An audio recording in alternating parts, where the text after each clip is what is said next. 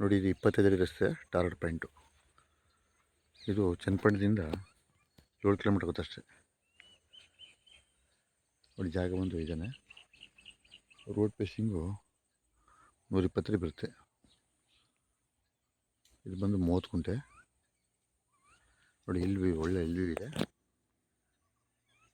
ಊರ ಪಕ್ಕನ ಜಾಗ. ಕುಂಟೆ 280 ಹೇಳ್ತಾರೆ. ಸ್ವಲ್ಪ ನನಗೆ ಆಗುತ್ತೆ.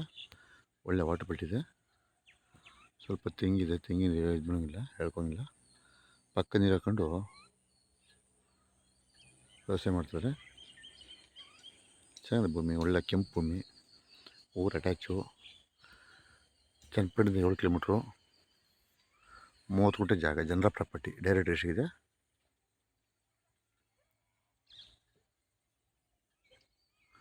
2,80,000 ಹೇಳ್ತಾರೆ. ನನಗೆ ಸ್ವಲ್ಪ ಆಗುತ್ತೆ. 30 ಗುಂಟೆ ಜಾಗ ಇದು.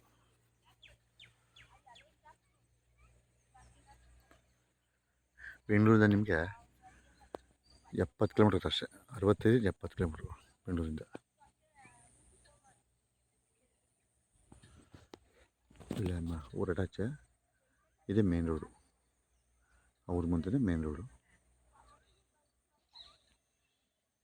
ಡೈರೆಕ್ಟ್ ಎಷ್ಟಿದೆ? ಚನ್ನಪಟ್ಟಣ ಸ್ಟೇಷನು, ಚನ್ನಪಟ್ಟಣ ತಾಲೂಕು.